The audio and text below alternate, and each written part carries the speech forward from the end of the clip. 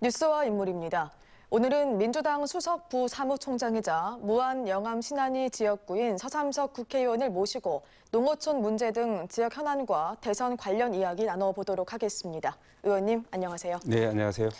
네, 서 의원님, 쌀 가격이 많이 떨어졌습니다. 농민들의 시름이 깊은데요. 현장 목소리 많이 들어보셨을 것 같은데 어떤 대책이 있을까요?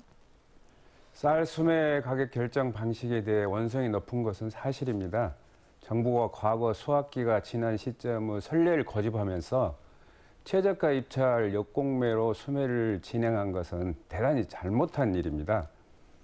1차적으로 시장격리 시점이 너무 늦어진 것이 원인입니다.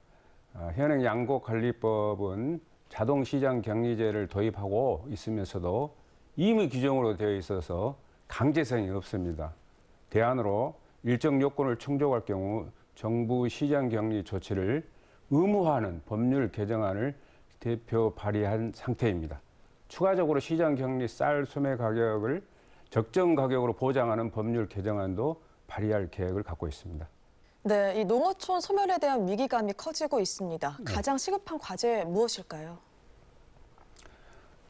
무엇보다 정부 인식 전환이 시급합니다. 헌법 제123조 제4항은 국가는 농수산물 수급 균형과 유통구조 개선에 노력하여 가격 안정을 도모함으로써 농어민의 이익을 보호한다라고 분명히 명시하고 있습니다.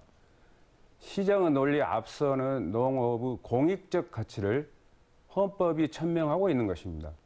그러나 이번 쌀 시장 격리 과정에서 보듯 정부 인식 수준은 현장의 기대에 많이 미치지 못하고 있는 것으로 보입니다. 농어촌 소멸위기, 식량위기, 기후위기 등 비상시에는 비상시에 걸맞는 정책과 대안들이 뒷받침되어야 합니다. 농정의 대전환을 위한 정부의 인식 변화가 무엇보다 중요함을 다시 한번 강조드립니다. 네, 이준석 국민의힘 대표가 최근 신안을 방문해서요. 이 흑산도 공항은 좌절됐다고 발언하자 의원님이 반박 자료를 내셨는데 이에 대해 설명 좀 해주시죠. 흑산공항 건설 추진은 이명박 전 대통령 당시 제도 개선으로부터 시작됐으며 박근혜 정부 당시에는 거의 아무런 진척이 없었습니다. 문재인 정부에서 작년에 69억, 금년 81억 예산을 배정하는 등 정상적으로 추진되고 있습니다. 공항 건설을 위한 사전 절차는 부처 간 협의를 통해 마친 상태이고 최종 국립공원위원회에 심의만 남겨놓고 있습니다. 정상 추진대에는 사업을 특정 당 대표가 좌절됐다는 식으로 왜곡하고 주민 간 갈등을 부추기는 것이 과연 적절한 것인지 이는 전형적인 구태라는 생각에 적극적으로 반박을 했습니다. 네, 이제 대선이 20여일 앞으로 다가왔습니다. 의원님은 당이나 선거대책위에서 또 어떤 역할을 하고 계신지 또 더불어 앞으로 전망 좀 해주시죠.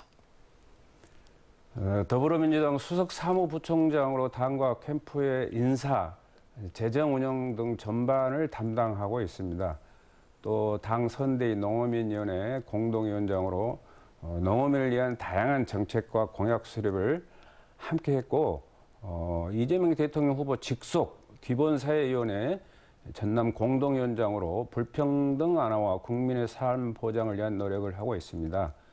협력원 추진단에서는 강원도 춘천, 철원, 화천, 양구와 경남의 거제까지 더불어민주당 국회의원이 안 계시는 지역 선거운동을 지원하는 역할도 하고 있습니다. 유권자들께서는 민생에 대한 후보의 실천 의지, 공약의 완성도, 청렴도에 대해 다각적으로 평가할 것이라고 보고 결국엔 더불어민주당 이재명 후보가 국민의 선택을 받을 것으로 확신합니다. 네, 지금까지 서삼석 국회의원과 함께했습니다. 오늘 말씀 고맙습니다.